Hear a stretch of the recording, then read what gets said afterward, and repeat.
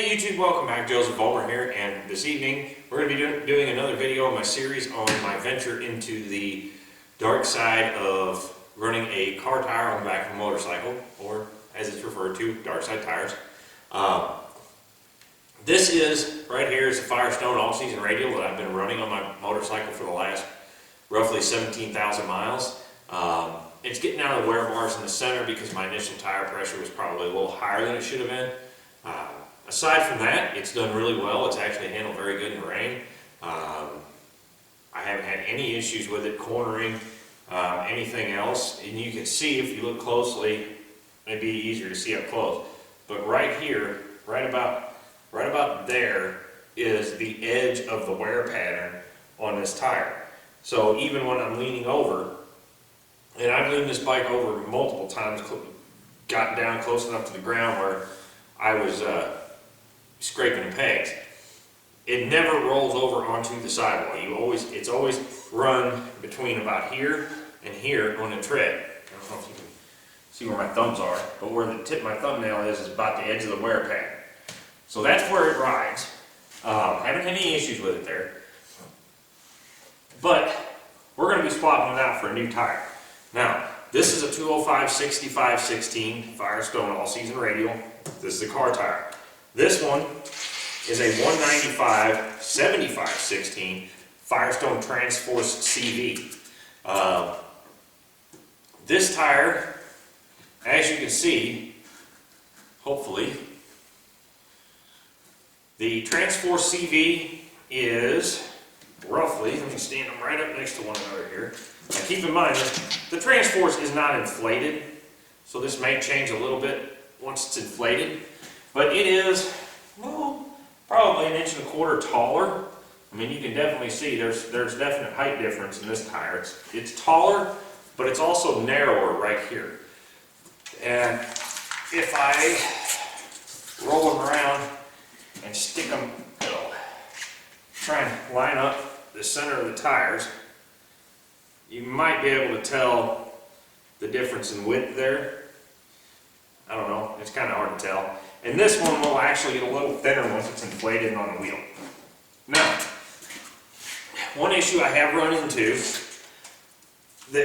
on this tire is on the edges, there's a line running right around here, where I took a trip riding 2 up and was pretty heavily loaded, and on both sides, right around there, you can see a line where it was getting up and rubbing into the nut cages when I hit hard bumps. So that's part of the reason why I'm going to a tire with a narrower profile.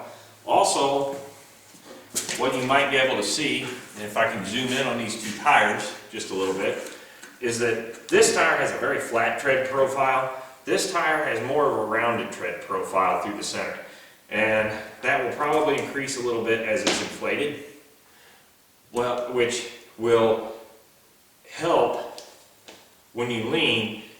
Now this one, right off the bat, I did notice initially, you could feel, because this had a lot more squared edges on it when it was new. I've actually worn those down from leaning on them. But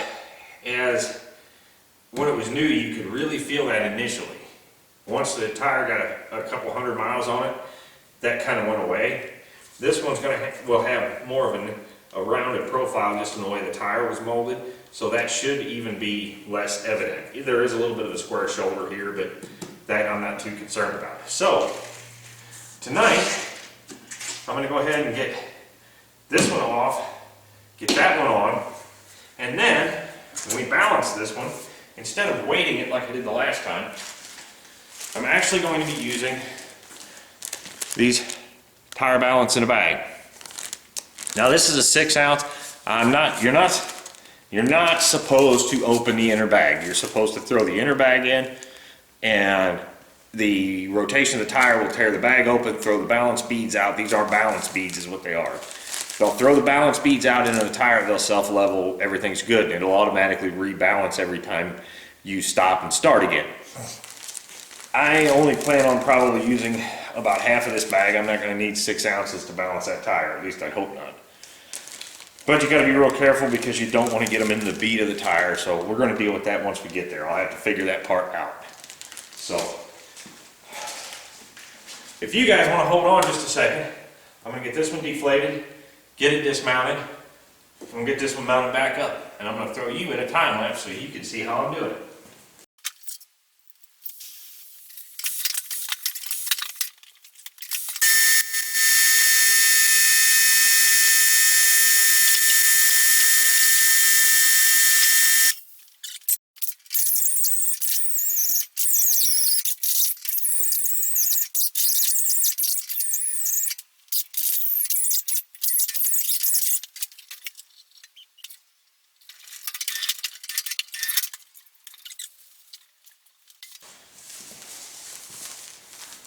Alright guys, so that's what the balance beads look like.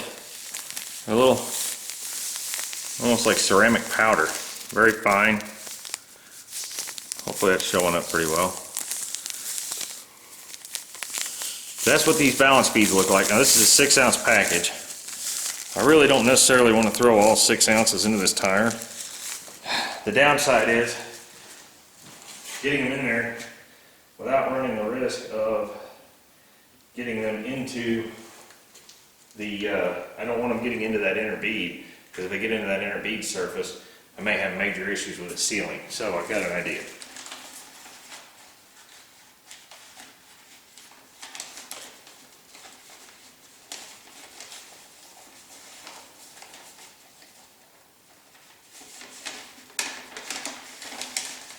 Okay, there we go. Now,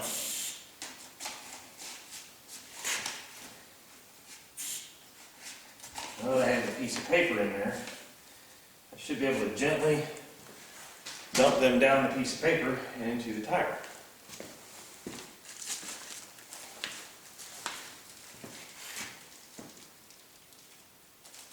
Or at least that's the plan.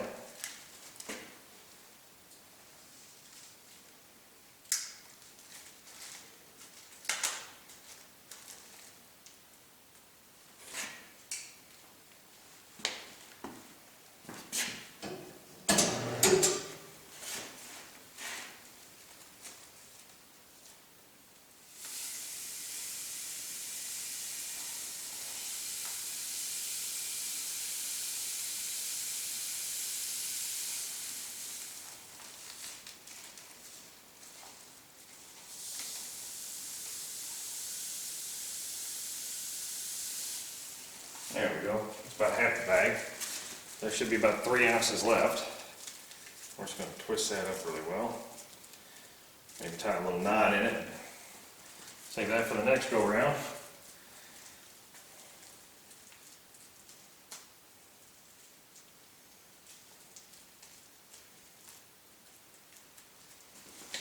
Put it back in our nice little Ziploc bag that it came in. Even though this is not the way you're supposed to do it, I don't recommend this. I'm just going to try it this way. Now I got to clean up all the little beads that landed on this bead of the tire. Make sure they all get down in there.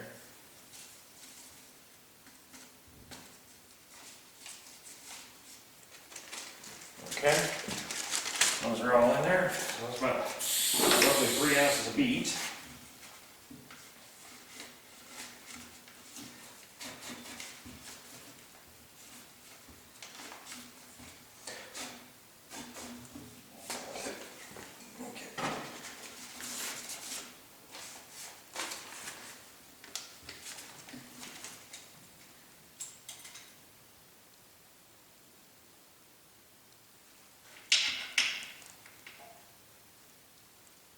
And I can see them down there in the tire, nice and neat.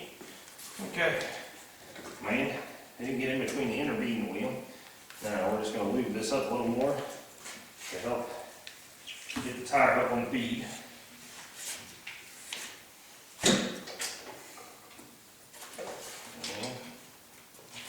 add some air.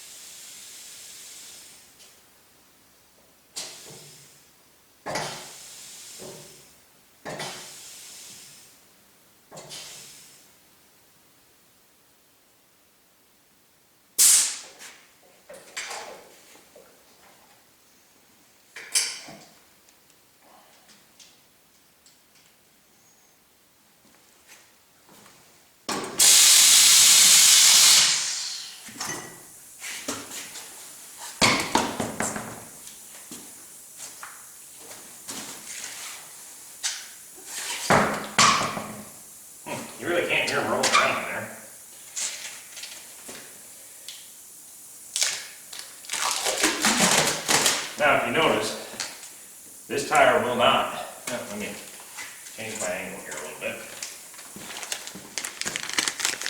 And just in case anybody was wondering, that's what it is. 195, 75, 16. Okay.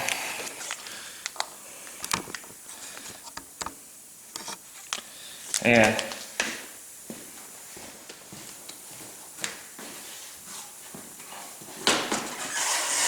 if I stand them up next to each other now, it looks like there's an even greater height difference just because this one doesn't have any air in it, this one now does. You can definitely see there's a profile. This tire will not stand up on its own. Now, that could be with the wheel just being heavy on one side, but definitely does not have that flat profile to it that this one does. I mean, you can see, I can lean it over here and let it go, and it'll find its center again. So, you can definitely see there's a major difference in the way that tire's profiled. So this one hopefully will ride better. It should drop my highway RPMs a good bit more. That one, that's why I went with the 205/65, dropped them about 300 to 500. So it got me down around 3,500 RPMs when the speedometer was reading 80 miles an hour. This one I'm hoping will get me down a little closer to 3,000. Should boost my fuel economy a little bit because the bike has plenty of horsepower to pull it. And hopefully get me some long miles. You can see on this tire, and I'll zoom in, this tire has a lot more siping in the tread blocks, which should allow for some good wet weather traction. For the most part, it is fairly, you've got 3 deep grooves here to help dissipate water. We'll see how it does. So, and I will keep you posted and I will let you know. So do me a favor, guys. If you have any questions, throw them in the comments. Please subscribe to the channel if you haven't. Rate the video, and do me a huge favor, share this with your friends. I'm going to be doing a lot more videos here on the channel very soon, and I may be doing some giveaways and things. We'll see how that goes. So keep your eyes on the channel, and don't be afraid to get out there and get your hands dirty, guys. You might have a little fun doing it. We will see you on the next one.